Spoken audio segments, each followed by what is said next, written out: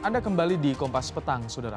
Dinas Perhubungan DKI Jakarta memastikan tak ada surat izin keluar masuk atau SIKM bagi warga Jakarta yang akan bepergian keluar kota dalam masa PSBB kali ini. Namun warga tetap diwajibkan membawa hasil tes cepat atau surat keterangan sehat. Tak hanya wajib membawa surat hasil tes cepat atau surat sehat, warga juga diwajibkan tetap menerapkan protokol kesehatan secara ketat. Syarat membawa surat keterangan kesehatan hingga hasil rapid test atau tes cepat merupakan syarat mutlak yang harus ditaati oleh warga.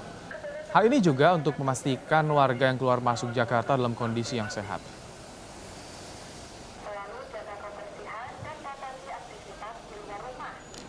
Kita ketahui bahwa bagi warga yang akan keluar kota, di Jakarta tidak diberlakukan SIKM.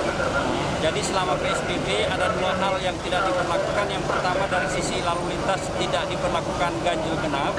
Yang kedua selama PSBB juga tidak diberlakukan SIKM.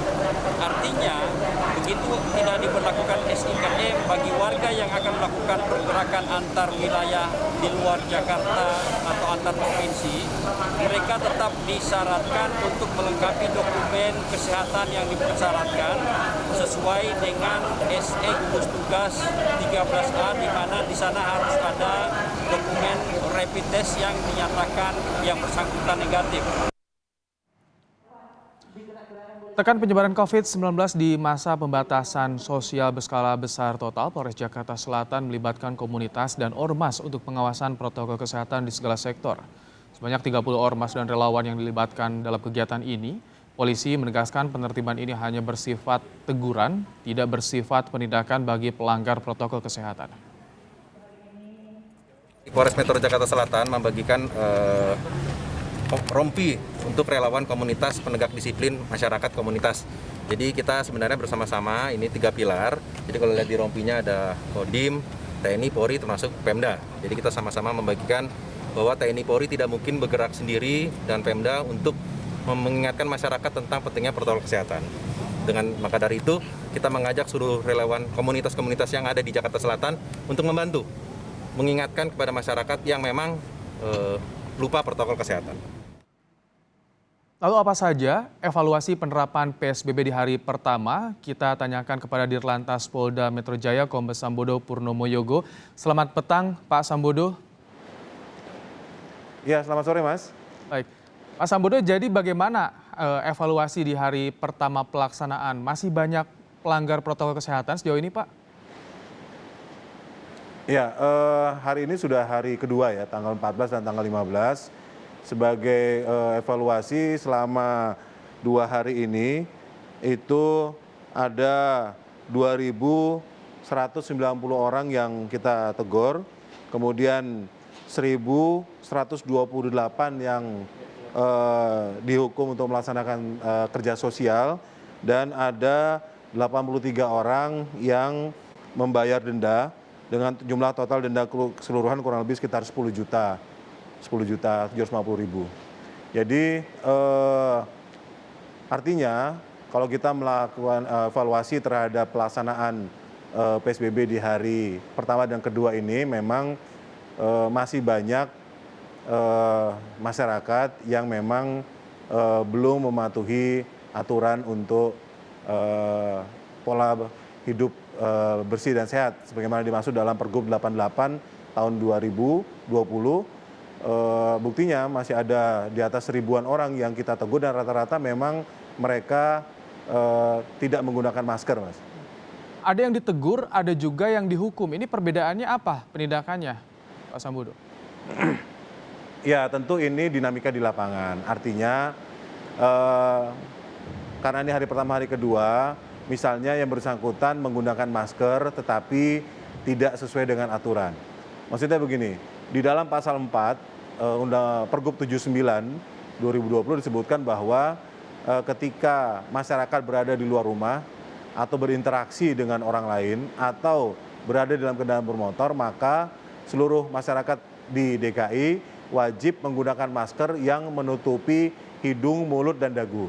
Itu jelas di pasal 4. Nah, ketika dia misalnya menggunakan masker hanya menutupi dagunya saja, atau dia bawa masker tetapi tidak digunakan, ini kemudian kita laksanakan teguran. Sementara kalau memang dia sama sekali tidak membawa masker, kemudian secara menyolok dia melanggar aturan tersebut, atau dia sudah melanggar masker, kemudian juga berkendara melebihi batas kapasitas 50% di dalam kendaraan beroda 4 misalnya, maka itu kita kenakan tindakan hukuman, dan pilihannya ada 2 di Pergub 79 tersebut, melaksanakan kerja sosial atau membayar denda. Nah, nanti yang bersangkutan dipilih memilih salah satu, dan sebagian besar memang mereka memilih untuk melaksanakan kerja sosial. Pak Sambodo, jadi sebetulnya di checkpoint di titik operasi justisi itu yang menjadi target adalah penggunaan masker dan juga kapasitas kendaraan, atau ada juga hal-hal lain yang juga diperiksa? Gini Mas, jadi inilah yang membedakan pelaksanaan operasi justisi yang kita laksanakan di bulan September ini dengan pelaksanaan pengawasan PSBB yang kita laksanakan di bulan Maret April ketika PSBB pertama kali. Kalau pada saat di bulan April kalau nggak salah PSBB pertama kali itu kita mengandalkan kepada pemeriksaan checkpoint. Waktu itu ada 35 checkpoint di seluruh wilayah hukum Polda Metro Jaya untuk mengecek pembatasan moda transportasi. Nah, di operasi justisi yang dilaksanakan di bulan September ini, maka CB-nya ada 2. Yang pertama adalah kita melaksanakan stasioner di 8 titik pintu masuk Jakarta, yang bekas memang dulu itu ada titik-titik itu adalah titik-titik checkpoint PSBB, tetapi tidak hanya itu, kita juga melaksanakan stasioner yang berpindah. Misalnya Polres-Polres ini kan sekarang membentuk tim-tim.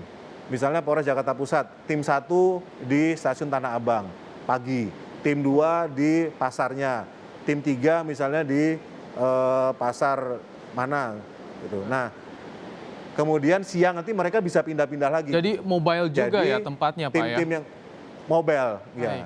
Jadi stasioner tapi mobile, stasioner pindah-pindah. Kemudian juga kami juga membentuk tim yang mobile, artinya melaksanakan patroli dengan tim tersebut. Di situ ada polisinya, ada TNI-nya, ada Satpol PP, ada Disub, untuk pertama misalnya membubarkan kerumunan. Yang kedua misalnya kita mengecek lokasi-lokasi yang memang berdasarkan Pergub 88 harus tutup. Tempat hiburan, tempat wisata, dan sebagainya. Itu kita laksanakan patroli. Dan ketika patroli tersebut menemukan ada pelanggaran, tentu bisa kita tindak.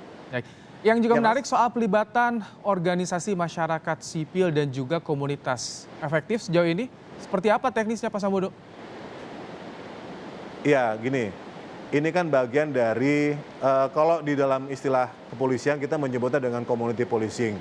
Bagaimana kita memberdayakan masyarakat untuk membantu tugas-tugas kepolisian. Nah, karena saat ini sedang dalam masa pandemi COVID, maka pelaksanaan community policing itu adalah kita menegakkan disiplin masyarakat dengan berbasis komunitas.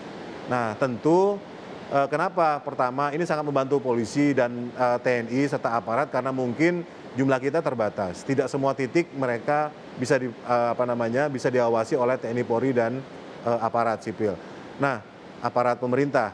Nah, di titik-titik itu tentu ada juga yang ada tokoh-tokoh masyarakat yang lebih punya akar rumput ke bawah, sehingga lebih didengar oleh masyarakat di situ.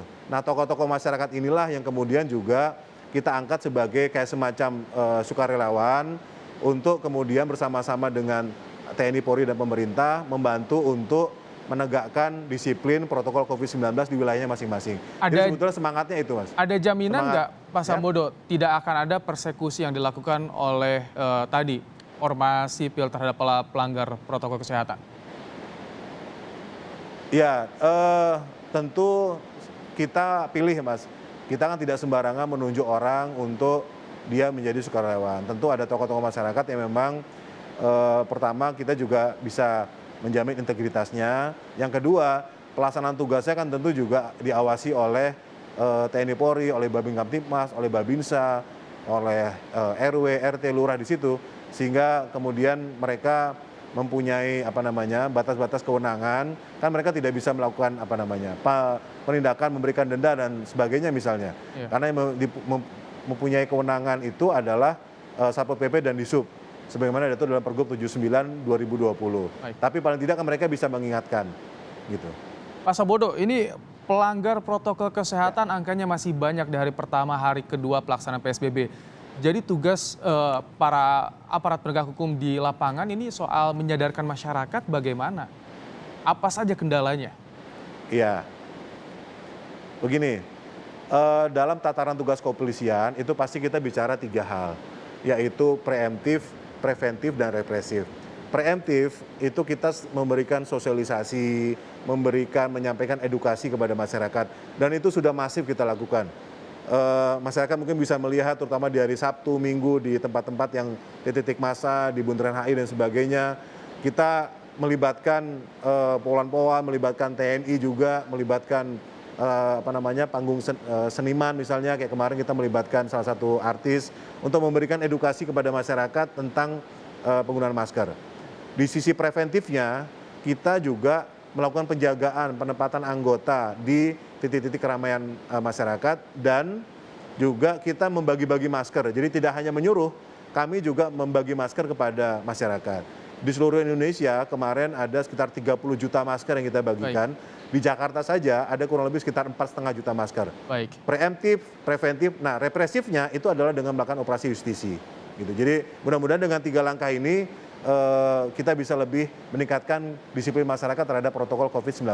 Semoga masyarakat yang sadar terhadap protokol kesehatan juga semakin banyak di Indonesia, juga di Jakarta terutama. Terima kasih Dirlantas Polda Metro Jaya Kombes Sabodo Purnomo Yogo telah bergabung bersama kami di Kompas Petang.